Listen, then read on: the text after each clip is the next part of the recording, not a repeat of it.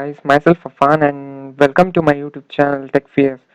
So this is the first video of mine on this channel, and I hope you are going good in these harsh times of COVID-19. So stay home, stay safe, guys, and pray that this ends soon. So being quarantined, I thought of making some educational videos. Uh, so introducing myself, I am basically a computer science student, and usually I get a lot of technical questions related to machine learning, artificial intelligence, web development, hacking, and like so on similar topics. So I have had been working on this text for quite a long time. So thought of sharing the same with you guys, and I guess this is, I guess this would be the best platform to do so. So and the main reason behind choosing this topic, what after Python basics, the main reason is that a lot of my friends question me regarding what all can we do with Python, or they even ask me like what after learning Python basics. So and probably guys, even I swear guys, even I had the same problem after learning Python basics.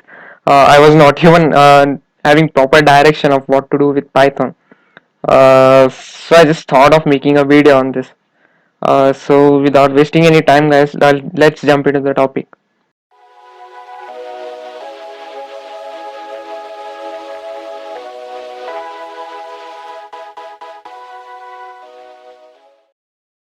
Guys, myself Afan and welcome to my YouTube channel Tech Fears. So this is the first video of mine on this channel, and I hope you are going good in these harsh times of COVID-19. So stay home, stay safe, guys, and pray that this ends soon. So being quarantined, I thought of making some educational videos. Uh, so introducing myself, I am basically a computer science student, and usually I get a lot of technical questions related to machine learning, artificial intelligence, web development, hacking, and like so on similar topics.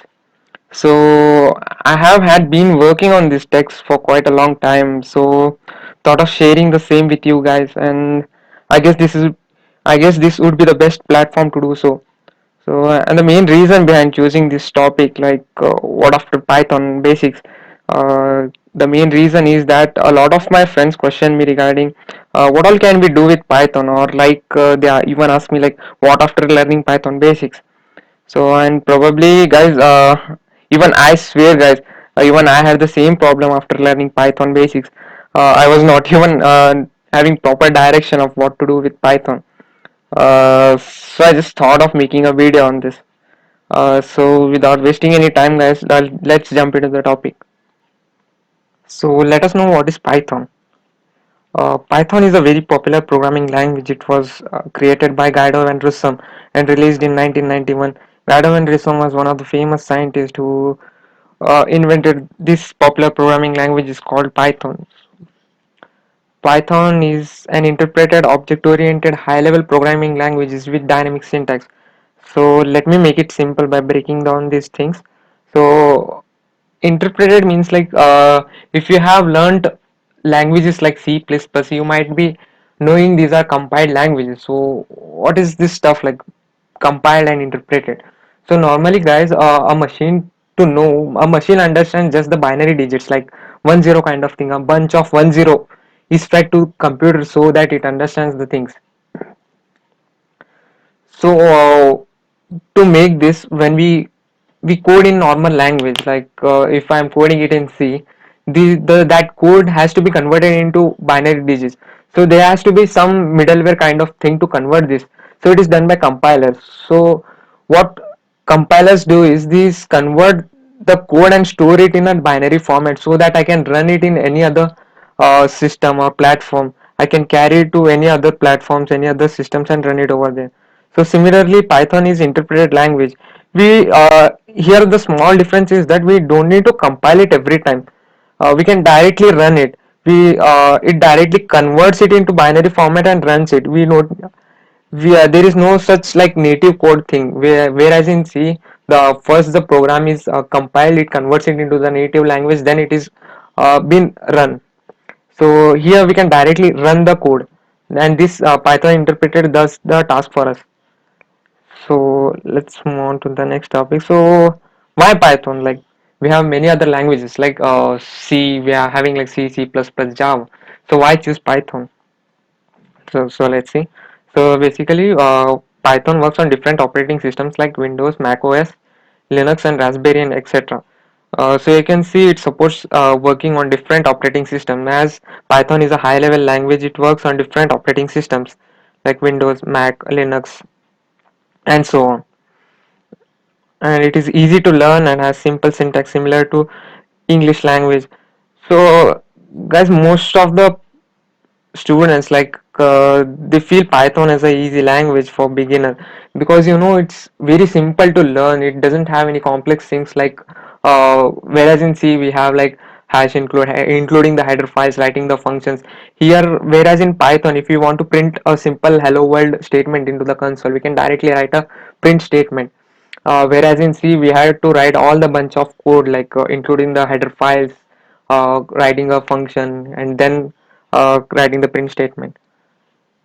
So Python makes that easy. If suppose I'm writing 5 to 6 lines of code in C, the same code I can write within a single line of code in Python. So it makes shorter.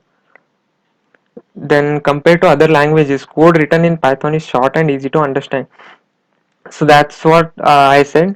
Code written in Compared to the code written in other languages, Python is short and easy to understand. So while in C, if suppose I'm writing a program to calculate something and it takes about like 100 lines of code to do some numerical calculations, whereas in Python the same task if I had to do in Python, I would complete just within some 20 to 30 lines of code. It minimizes time and complexity. Even if some other programmer wants to change it or he wants to understand the code, he can easily understand it if it is written in Python. So that's one more advantage of using Python. Then opposite to C or C++, which are compiled, Python is an interpreted language. That's what like when if you have used these languages like C++, you might be knowing we need to first compile these languages and then run it. So every time if I change something in my code, I had to we had to first compile it and then run it. So even if a small change, I had to do two tasks to check what my code is doing. So whereas in Python, even if a small change, I can directly hit the run button and check what my code is performing. So it makes task easier. Then main thing, it is procedure object oriented and as well as functional.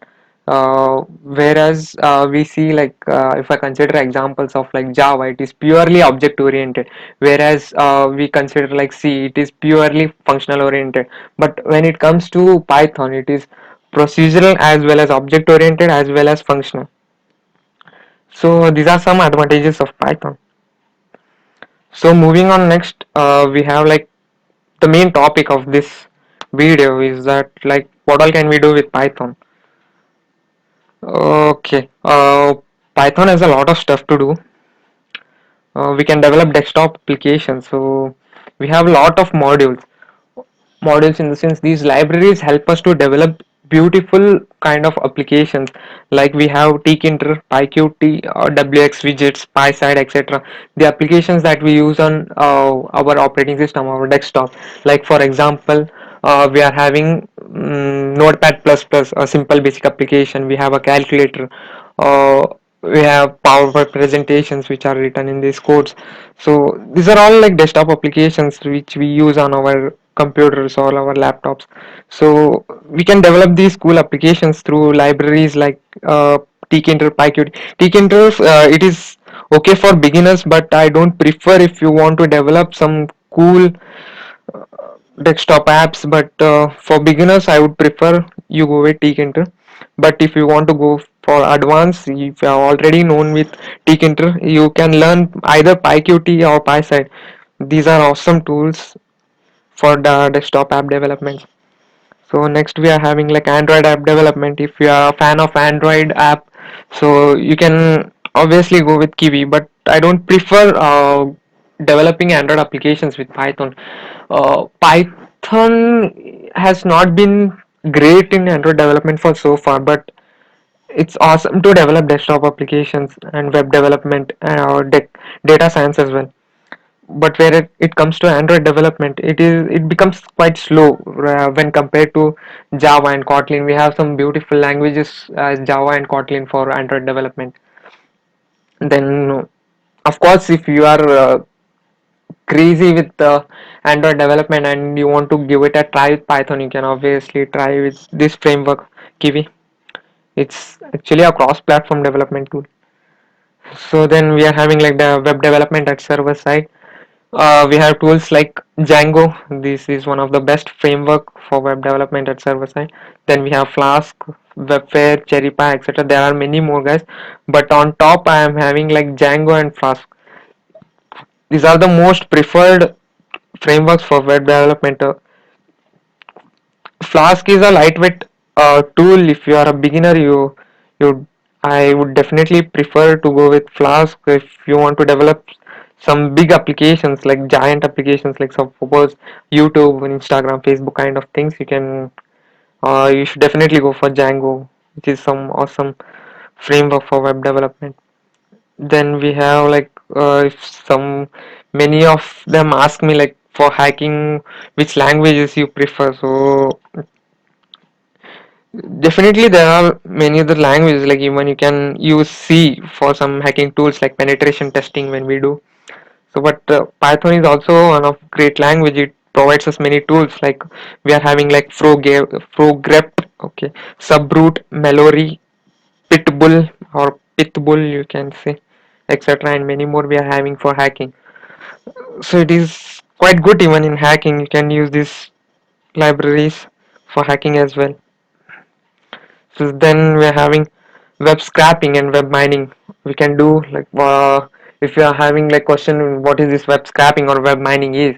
I would give you an example. Like guys, if I want some data of a website like a Facebook, I want the comments of Facebook or else Twitter.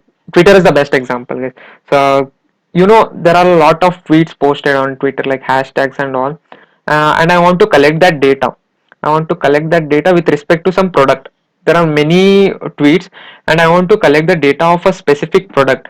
So what I can't just go to that website, search for those products and copy that manually. So instead of that, Python provides us tools like Beautiful Soap, Request, etc. for web scraping. I can directly write the code. I can give a request to that website. I can take that web page directly from there, and from there I can based on my requirement I can extract the data from there. So that is just a basic overview of web scraping. Then we are having like data mining, Panda, and we are having modules like Pandas, NumPy for this thing. So data mining is like once we are having some data and we need to analyze those things. Suppose I am having data of tweets. So I'll take the example of tweets itself. I am having tweets and I want to know which product among some products. Like for example. Mm, okay, some random tweets. I'm having some random tweets, and I want to know which among them has been used many times, something like that. Okay, some 10 to 20 times, 50 times, 100 times. So I want to know their ratings, those product ratings. I can use Pandas to do that. I can't go there and do manually. I can't calculate it manually. Going there, okay, this product has been rated these many times. Okay, this product has been rated these many times, so on.